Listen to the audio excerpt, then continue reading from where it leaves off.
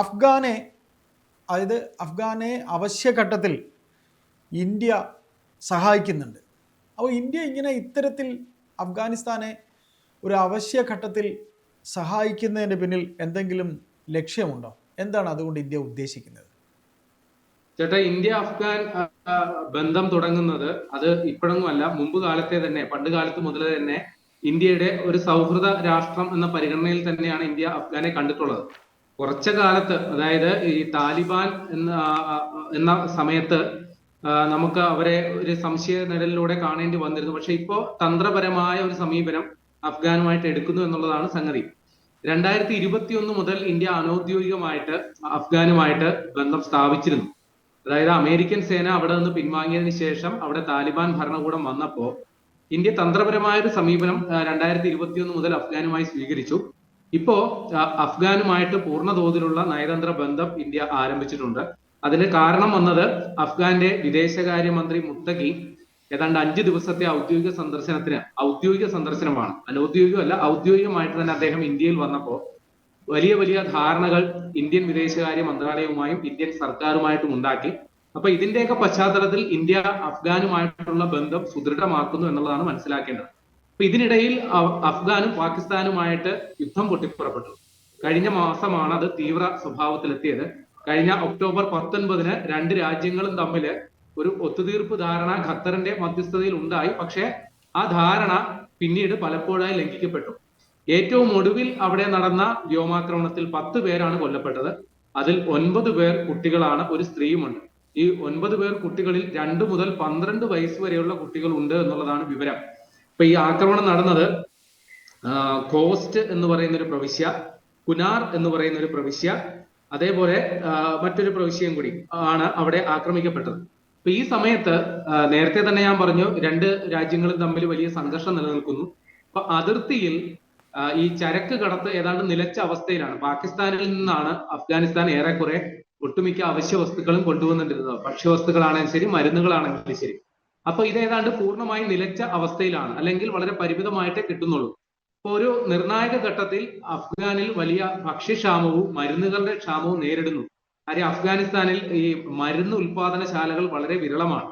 അപ്പൊ അതിന് പൂർണ്ണമായിട്ടും ഈ പാകിസ്ഥാനിൽ നിന്ന് ഗുണനിലവാരം കുറഞ്ഞ മരുന്നുകൾ വല്ലാണ്ട് രീതിയിൽ അഫ്ഗാനിലേക്ക് പ്രവഹിച്ചിരുന്നു.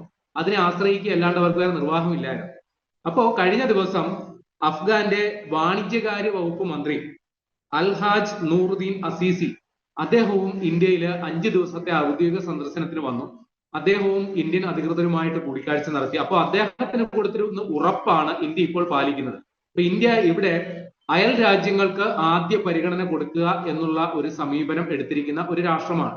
അതിപ്പോ നമ്മളുമായിട്ട് നയതന്ത്രപരമായിട്ട് അത്ര സൗഹൃദത്തിലല്ലെങ്കിൽ പോലും നമ്മുടെ തൊട്ടടുത്ത അയൽ രാജ്യത്തിന് എന്തെങ്കിലും ഒരു പ്രശ്നമുണ്ടെങ്കിൽ ഇന്ത്യ ആദ്യം ഓടിയെത്തും. ഇപ്പോ സമീപ കാലത്ത് ശ്രീലങ്കയിൽ വലിയ ഒരു ചുഴലിക്കാറ്റ് ഉണ്ടായപ്പോൾ ആദ്യം സഹായവുമായി എത്തിയത് ഇന്ത്യ തന്നെയാണ്. അപ്പൊ അതേ സമീപനം തന്നെയാണ് അഫ്ഗാന്റെ കാര്യത്തിൽ എടുക്കുന്നത്. അവിടേക്ക് ഈ യുദ്ധം മൂലം കെടുതികൾ നേരിടുന്നവരെ സഹായിക്കുന്നതിന് വേണ്ടിയിട്ട് 73 ടൺ ഭക്ഷ്യധാന്യങ്ങൾ, അവശ്യ വസ്തുക്കളുണ്ട്, അതില് വെള്ളമുണ്ട്, മരുന്നുകളുണ്ട്, അങ്ങനെ ട്രക്ക് ലോഡ് കണക്കിന് സാധനങ്ങളാണ് ഇന്ത്യ അഫ്ഗാനിസ്ഥാനിലേക്ക് എത്തിച്ചു കൊടുത്തിരിക്കുന്നത്. അപ്പൊ അതിൽ എഴുതിയിരിക്കുന്ന ഒരു വാചകം ഇങ്ങനെയാണ്: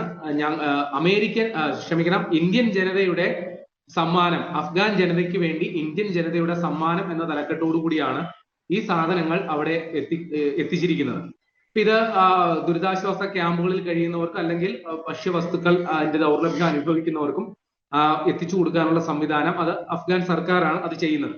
ഇവിടെ മറ്റൊരു സംഗതിയും കൂടി ഉണ്ടായി. അവിടെ മരുന്ന് ക്ഷാമം വളരെ രൂക്ഷമാണ്. അപ്പോൾ ഈ അവശ്യ വസ്തുക്കളിൽ 73 ടൺ സാധനങ്ങൾ എത്തിച്ചതിൽ നല്ലൊരു വിഭാഗം അവശ്യ മരുന്നുകളും ഉണ്ട് എന്നുള്ളതാണ് നമ്മൾ മനസ്സിലാക്കേണ്ടത്.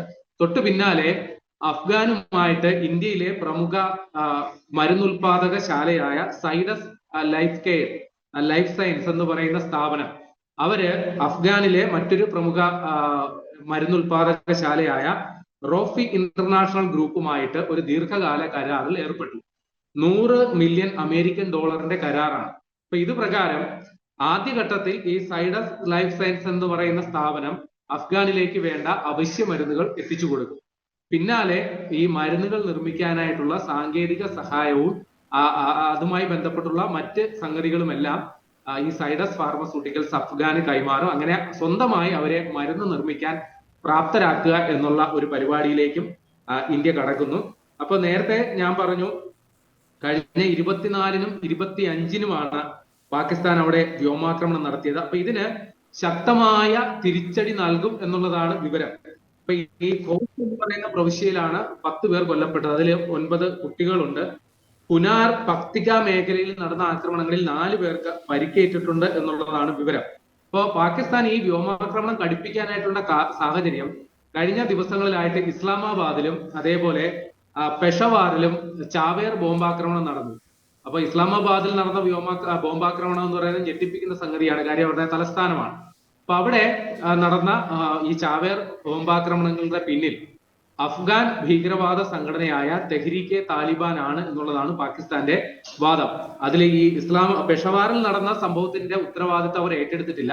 പക്ഷെ ഇസ്ലാമാബാദിൽ നടന്ന സംഭവത്തിന്റെ ഉത്തരവാദിത്തം ഈ തെഹ്രീക്കെ താലിബാൻ തന്നെയാണ് എന്നുള്ളത് ബോധ്യപ്പെട്ട സംഗതിയാണ്. അപ്പൊ ഇതിന്റെ പ്രതികരണം എന്ന നിലയിലാണ് പാകിസ്ഥാൻ വ്യോമാക്രമണം നടത്തിയത്.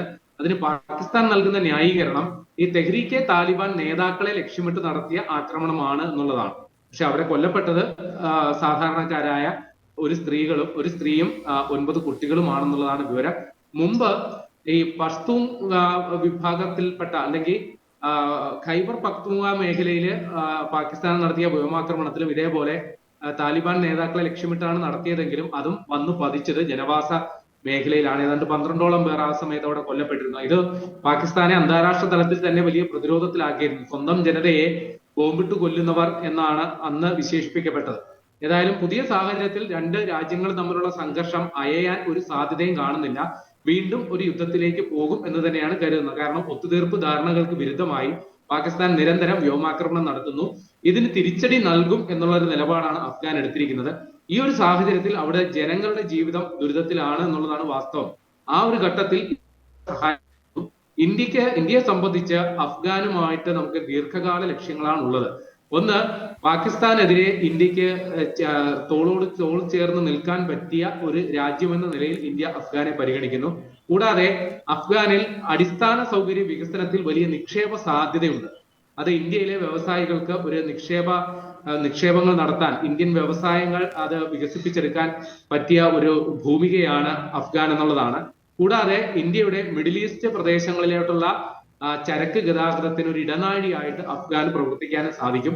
ഇത്തരം സാധ്യതകൾ മുന്നിൽ കണ്ടുകൊണ്ടാണ് ഇന്ത്യ അഫ്ഗാനെ ഇന്ത്യയുടെ സൗഹൃദ രാഷ്ട്രമായിട്ട് തന്നെ നിലനിർത്തുന്നത്. പക്ഷെ ആ സൗഹൃദ രാഷ്ട്രം നിലനിർത്താൻ വേണ്ടി അവരെ നമ്മൾ ചൂഷണം ചെയ്യുകയല്ല, അവരുടെ ആവശ്യങ്ങളിൽ, അവരുടെ കഷ്ടപ്പാടുകളിൽ അവർക്ക് വേണ്ട സഹായങ്ങൾ എത്തിച്ചുകൊണ്ടാണ് നമ്മൾ നമ്മളുടെ അജണ്ടകളുമായിട്ട് മുമ്പോട്ട് പോകുന്നത്.